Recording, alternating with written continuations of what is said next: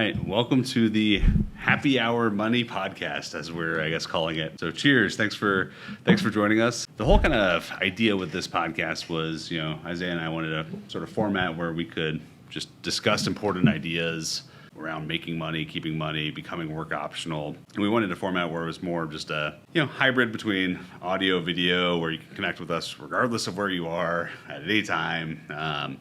But really just get, down to the nitty gritty of some topics that, a lot of advisors are maybe too timid to touch, or that maybe less than conventional. Yeah, so that's what brings us here today, right, Isaiah? Yeah, and I think one of the big things, talking about like happy hour, you think about, okay, I pull up a bar stool next to a friend, a colleague, someone that I know, and you can talk about topics that you aren't getting, financial jargon. You can have like a real discussion. I think that's honestly what we wanted it to be, where you can get real opinions, because I think that's super important, especially today, to not be like, hey, this is the the approved version of the message. It's like, no, let's actually talk about what matters so that people can get to the point where work is optional. And that's one thing that Josh and I have both talked about and stress a lot with clients and going through like what we do from a day-to-day basis. It's like, how can you get to the point where you're working on things that you're passionate about, that you enjoy, that you want to be there, and not somewhere where, hey, candidly, you're just paid well and you're like, I'll put up with this shit for a while and then I'm going to leave. So I think really this initial, kind of foray into the podcast, it's going to have interviews where we're going to bring in kind of outside experts. There's going to be certain things where maybe it's more, relational to what's going on in the markets or the world or whatever in that moment of time that people are asking questions about. But I wanted to read a quick kind of like, what is wealth, what is money type of thing from Morgan Housel. And for those that don't know who Morgan Housel is, fantastic writer. I know we both really, really enjoy his stuff. And he wrote The Psychology of Money, which is a great book that I encourage anyone to read, and we can put it in the show notes as well. But he had a definition that he wrote the other day that I thought was really good. And it goes, the definitions are my own, but here's the distinction. Rich means you have cash to buy stuff. Wealth means you have unspent savings and investments that provide some level of intangible and lasting pleasure. Independence, autonomy, controlling your time and doing what you want to do, when you want to do it, with whom you want to do it, for as long as you want to do it. I think that's a beautiful understanding of kind of what for us work optional like wealth piece is. And I think the idea of like health and wealth can go together too. So we'll have conversations, I'm sure, at some point on that, as well as we kind of go through different topics. But I wanted to, for those that don't know us, Josh, like just high level, who's Josh? What got you here? Interests and kind of areas that you feel like this is the areas that you're going to want to talk about in the future. I have some ideas because I know you a little bit, but we'll see what you tell them and how honest you are, and then I'll pick and say, no, we want the real stuff, man. Give me the real stuff. Yeah, for sure. So and actually piggybacking off that Morgan Housel quote real quick, a thing I always like to say is similar is basically like, there's the rich and the wealthy. The rich is very transitory. People that are rich don't typically stay rich. People that are wealthy typically stay wealthy. And it's a very sustainable way of, being with your money. And so that's kind of, we want you to be wealthy, not rich, right? But yeah, in terms of background, so I've been, financial advisor as long as I can remember at this point, but definitely did not start out this route. I was actually a film major back in college. Thought I was going to go the Ari Gold route and be a entertainment attorney because I was obsessed with movies and things like that. And then ultimately became went to shadow some agency. I think it was going into my senior year of college. And just realized, this sucks. Like, I do not want to do this. This is like, these are some of the worst human beings. No offense to any good agents out there, but if we have any listening, we're not trying to piss you off, right? Yeah, but just some of the people I was around, just were not the people I wanted to surround myself with. So I ultimately came, was lost for a while. Then luckily I had a mentor that kicked me in the pants and was like, Josh, you're always talking to me about stocks and investing, and asking me questions like, have you considered this as a career? And I was like, no, I haven't. He's like, you probably should. And so ultimately, worked at Schwab for a long time, then just, didn't like a lot of the ways that, corporate finance and, the big guys approached money, approached how they, treat their clients, approach how they treat financial planning, if you could even call it that. And so ultimately I was sort of motivated to go independent and sort of, if you can't find a way to do it within the machine, you got to kind of recreate your own, right? So that's where ultimately led me to start Vincere and try to do planning the way I thought it should be done. And with that, I've had a passion for just being an overall finance nerd, and so just been a voracious reader of everything and every topic kind of in this space, and now just wanting to disseminate that knowledge to other people. But it's also given me some ideas that, again, are not necessarily the conventional ways of going about wealth. And if you dig I'm sure you agree here that the more you dig beneath the surface, the more you realize the surface is not that good. Because if the surface worked, everyone would be wealthy. Yep. Like if just the $4 cup of coffee, like foregoing each day to. Is it Susie Orman that you're going to be poor if you buy Starbucks or whatever? Yeah, exactly. Or if that worked, everyone would be rich, but well, not everyone, but. Yeah, there's things where it's like you can try to make like small changes or you can make big changes, and I think that's one of the biggest things. We just did a video recently. I think it was 6 myths of investing that we put out through our, I think it was Instagram and YouTube and all those different things. And one of the big things was, focusing on investment returns when you're young. And it's like, well, shoot, if I have $10,000 to invest, is it really going to make a difference if I make 10% or 35%? Like 35% is crushing it, right? Like you're doing awesome. But like that's not moving the needle as much versus, hey, I just went and raised my income and I still get 10% return. Like that's going to go a lot farther as that savings amount. Now, if I'm the other end of my career and I have, my couple $1 million portfolio, huge difference. Like then it's worthwhile to be doing that. So I think that's where, to your point, there's just a lot of different things where you got to understand where you're at in the stage of life and then make some decisions from there as far as what is the most important. And a lot of times it's like, if you can find another way to like just generate income, that can be fantastic. Yeah, that's one thing we always talk about, which is sort of glossed over in a lot of traditional finance, and this is one of the topics I'm sure we'll dive into plenty. There's even like just challenging the idea of like Susie Orman and all them, like, hey, save as much as you can in your 401k. Well, if you're a millennial and you want to do a year-long sabbatical, well, your 401k is not going to be very helpful in there.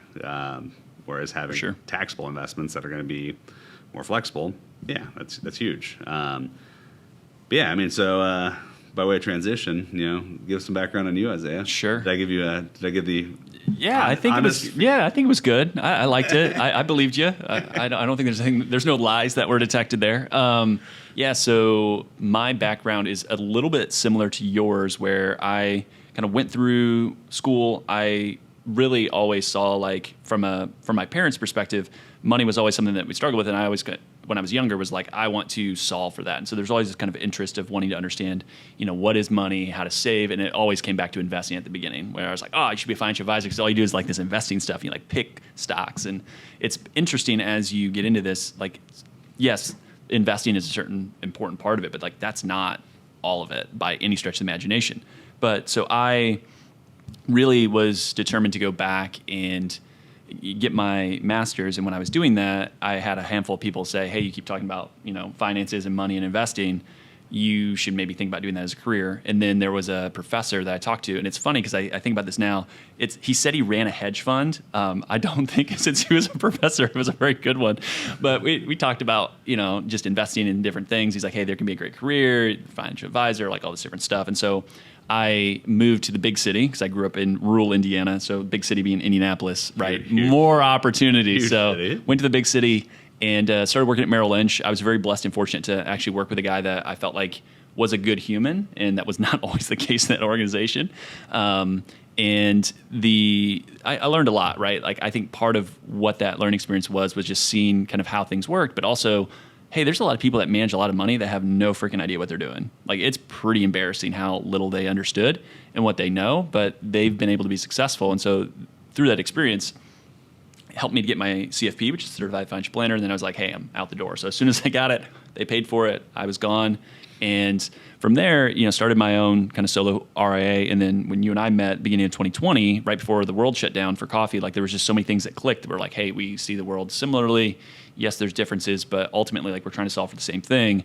And from there, that was kind of the partnership where we then merged and created the Vincere new, 2.0, right? Yeah. Because we did keep your name because my marketing skills on naming was horrible, which is why I did not name this podcast either from that standpoint. But yeah, I mean, if I think about things that I'm passionate about, and this will be very abundantly clear for anyone that listens to the podcast as we go through things, is like, yeah, there are certain things that fundamentally are challenging right now where there's some old school wisdom that doesn't work today. And yeah, I'm super passionate about Bitcoin, and we'll talk about it, right? Like I'm going to say that in the first episode, I'll say it in probably tons of other episodes down the road. But there's kind of this crossover of like personal finance, sports, food, health, like all these different things together that I think that we'll get into and chat on. And we're excited about the opportunity to be able to create content and chat through things and bring on some really smart, great guests that maybe aren't getting recognition in other parts of kind of just personal finance in general, where there's some really smart, bright minds that you may have not heard from. And I think that's going to be something that's super fun. And yeah, we'll bring on members of the Vincere team that I think do awesome work and are good from an interview perspective. And then, yeah, the goal is, how do I get to the point where I feel like I have things in place, I'm confident in where I'm at, and I can move forward, and yeah, we'll go from education from there. But anything else that we want to cover in kind of an intro? Maybe, hey, here's a good one. I love this question. We'll see what you say. So the non-consensus view that you hold that most financial advisors don't hold, what do you think? What would be? What's the most unconventional? Yeah, what's the most unconventional, or they would push back and be like, Josh, there's no way. Like that's not right, and this is why. So what would be that view for you?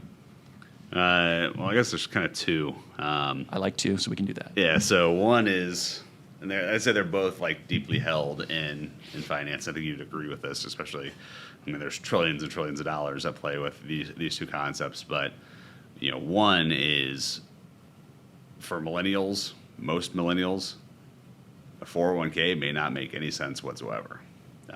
It is a great tool with nice tax benefits, but my speculation is that just the way our budget deficits with the government and stuff are going, there's a lot of money that's untaxed in 401ks that are going to become the targets of political gain later in the future. And also with conspiracy theories, I like it. Yeah, exactly. I was waiting for you to sell me on why the whole life insurance was actually better than my 401k. But sorry, no, not quite. Keep going. Not quite there. But yeah, and also like there's likely going to be, for any millennial, Social Security and things like that are probably not going to exist. Yeah, Social Security is a Ponzi scheme. Yeah. So, but if that's the case, why the hell does a 65 retirement fit with when you can't take your money out of your 401k before then? So if you are ready to retire at 45 and you've done your due diligence and prepared, but then can't tap into your money for another 20 years, well, that sucks. Yeah.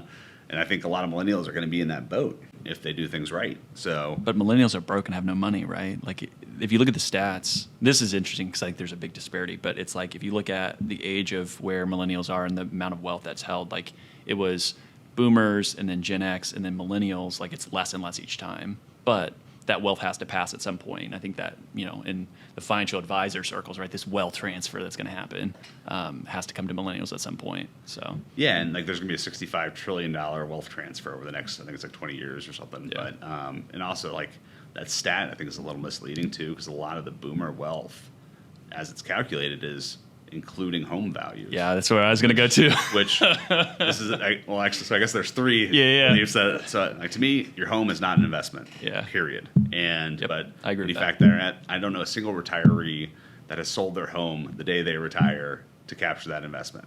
Just doesn't happen. So you take that out of the equation, because most millennials can't afford homes. They actually have a lot more liquid savings than a lot of retirees, I would say.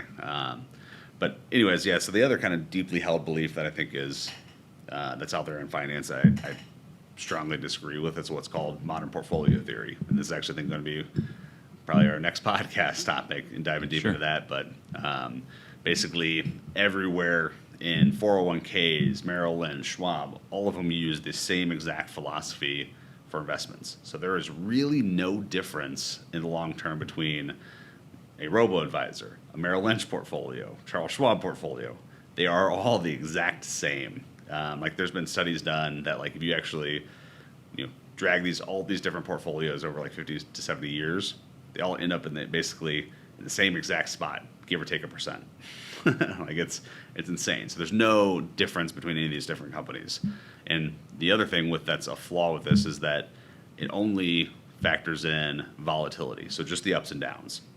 So a portfolio that goes down, up and down within a short band a lot, like so, up and down 10% just all the time, will have the same risk as one that drops 90% once. Like that to me is a very flawed system. And especially, this whole philosophy was created back in the 50s, and all these companies adopted it because it's very sellable. Like, hey, don't put your eggs in one basket. Like, people can understand that and can grasp it. But in actuality, I mean, we look at what's happened during 2008, what is happening right now is, there's not always the protection, there's not always the risk management in those type of portfolios. And the more and more globalized we get as a world, the less and less that's going to be true. Like when McDonald's makes 50% of its revenue from abroad, well, you're not getting much diversification by owning international stocks and U.S. stocks. So I think that's a very not only flawed way of doing investments, but also a very dangerous way of doing investments for the average Joe that's going to see these collapses, get emotional, and then be turned off from investing for 10 years because of a huge market crash. But yeah, that's my soapbox. What are your deeply held beliefs that are? Oh, I was just gonna say the thing that I was trying not to interrupt you, because I think that's gonna be the challenge on this is like us be like, ooh, what about this? But the idea, like the McDonald's analogy, I think one thing that's gonna shape the next kind of world, the rest of this decade, really is the globalization to kind of the fracture of that, where we've hit peak globalization, and there's a handful of people that, part of the reason why we want to do a podcast and do a video podcast is there's so many content creators that we love doing it. And it's like, that's how we learn. So like, let's do the same thing. Yep. But that have talked about this topic. And I think it feeds back into, some of the things I talked about earlier, but the idea of, hey, there's going to be these globalized, companies and the diversification benefits that you get from, US or international, like, hey, yeah, McDonald's does have a lot of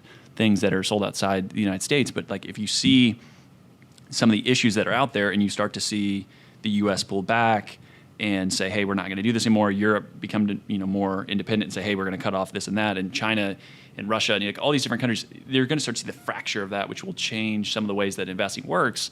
And again, I think one of the two big stories, and I think we're going to have more conversations in the podcast about it, is the idea of, hey, the 60-40 portfolio has been the bellwether, the way that all wealth management has been driven on since the early 80s, and there's a reason why, and we'll chat on that and go through it. But yeah, a lot of people say, hey, that's the best you can do.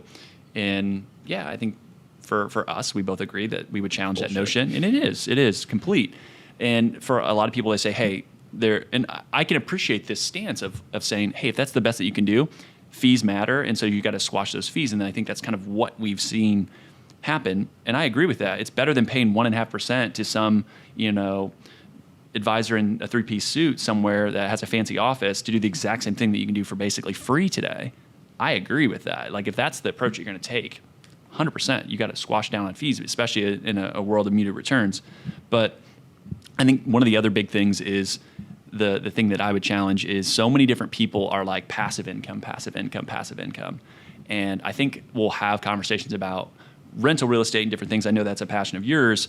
I like rental real estate, but I think because interest rates have fallen since the early 80s, like part of the reason why it's looked so great is I can buy an asset that appreciates in value. I can refinance at lower and lower interest rates. That's a beautiful combination. Like what if we see a difference for the next 40 years where rates kind of rise or don't drop like that? Does that change then the store of value that has been real estate? Again, we will see. But I think that's an interesting, topic to get into. But yeah, I think so many people just focus on investment returns, and investment returns are super important. We're going to talk a lot about investments in this, podcast, but there's other things that are out there that are really, really important as well. When you think about how do I get to where workout is optional and things are set in place. And I think that will be, a fun area to dive into. But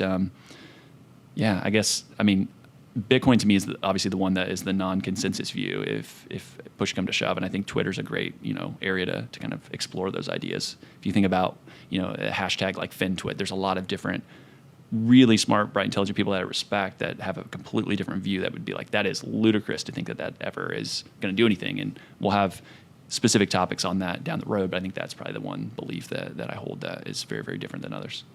Gotcha. Yeah, I thought of another one too. This is probably going to be an unpopular one, but Actually, Travis and I were talking about this a week or two ago, but I think one of the worst things that has happened to our industry recently, because I know you mentioned the low cost piece, was actually Robinhood. I think, but not probably for the reasons that you think.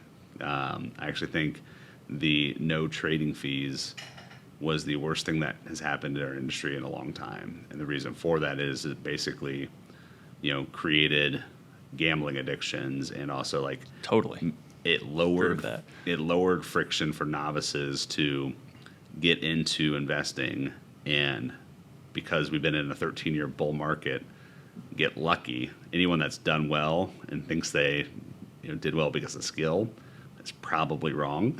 I think the next year and a half will probably prove me wrong or right, but that's the beauty of content too. Like, it's out there, so they can come back and say, "Hey, we got receipts, Josh." Yeah, exactly. But I mean, a lot of the darlings that were in Robinhood are down 60 to 90%. So it don't even need 18 months. I can look at it right now and say, "Hey, guys, not working." But yeah, I venture to bet that we have not seen the externalities of these zero trading fees, where people that should have had friction, like even a $10 trade or $7 trades like they were before. Yeah. There's enough friction to keep people from day trading that shouldn't be day trading and blowing their life savings. And the worry I have is that an entire generation basically is going to be turned off to investing for quite a while because of the coming crash and the fact that they just blew up themselves, which, I think that was, it seems great on paper, but a horrible idea.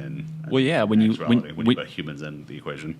When you look at saving and investing and you conflate the two then with gambling, and that's kind of what Robinhood has done. It's like, hey, find a stock, pump it, dump it, and then move on. And then when it doesn't work that way, you're like, oh, it literally is just like gambling, right? Like, it's just like the DraftKings app or something else. Like, it's right next to that. You're going to think about it the same way of like, hey, can I make some money this week?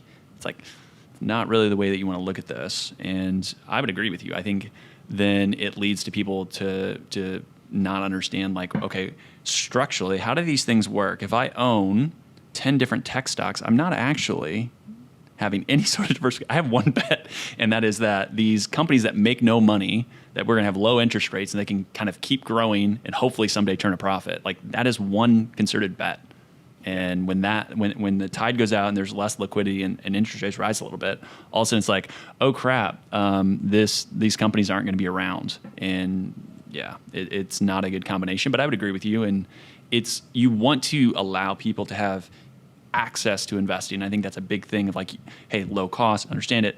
And then there's the damaging impacts of then that actually happening where people take it the other way. But and actually, along that lines, I think the same thing applies kind of with the rise of ETFs. Is I think it's given people a false comfort, where all the marketing has been like, oh, buy this ETF, like the ARK funds. Like, I'm a big fan of Kathy Woods. Like, I think she is a brilliant investor, really thoughtful in terms of how she does things. I don't agree with a lot of the things she, her premises, but I think she's brilliant. But I mean, I think ARK funds are also a very dangerous thing because a lot of people think they are diversified by owning ARK funds, and where hey, I own 30 tech stocks, I'm diversified. No, you're diversified from one company in tech specific risk, but you have 30 companies in tech specific risk.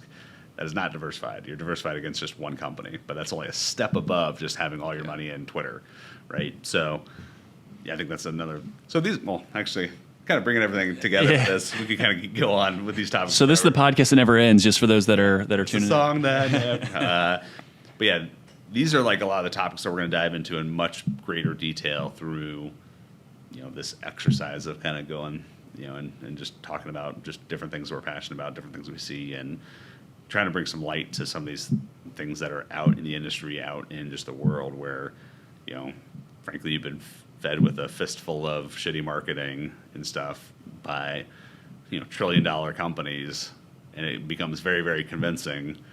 And we're going to try and unravel some of that with data, with science, with anecdotes, with just our experience dealing with real humans in these real situations, and hopefully preventing you from making mistakes or buying into some things that could be damaging to your finances, but also hopefully then getting you to a place where you're really successful, really wealthy, and having that sustainable wealth for the future. And Yeah, but any parting thoughts or words of wisdom, Isaiah? No, I think there's just so many different other ideas that I thought of as you were saying that. So we'll have plenty of content, never short on opinions. Lots of smart people coming to join us, share their thoughts. And I think one of the big things is not afraid to push on different topics that maybe we don't see eye to eye. And I think that makes, content creation fun when it's not just like backslapping of like, hey, this is all great. So there'll be certain things that maybe we can take, two different sides of, and that'll be fun. So, thanks for tuning in and following along. Obviously, you can reach out across, different social medias to us if you have content ideas, questions, things like that. And so we will include easy ways to connect with us in the show notes. Yep. I think that's important too, where if there is a specific topic, you're like, hey, I would love to hear Josh's opinion on X, Y, and Z, or you said this thing, like, what the hell are you thinking? Like, sure, feedback is great. Positive, negative, want to hear that. And we'll continue to iterate as the show grows. So. Yep. And also just to, Isaiah and I both have our own kind of individual channels as well that you can kind of check out and just see, if you like one of us more than the other or whatever. You'll figure that out through the podcast, right? You're like, Josh, I agree with him on most of the things, but that one thing. Isaiah's an idiot. I got it. Yeah. He's got one thing. Isaiah's very concentrated on Bitcoin. Yeah. You'll feel that theme occasionally. Yeah. But anyways, thank you for attending this long, and cheers until next time. Absolutely.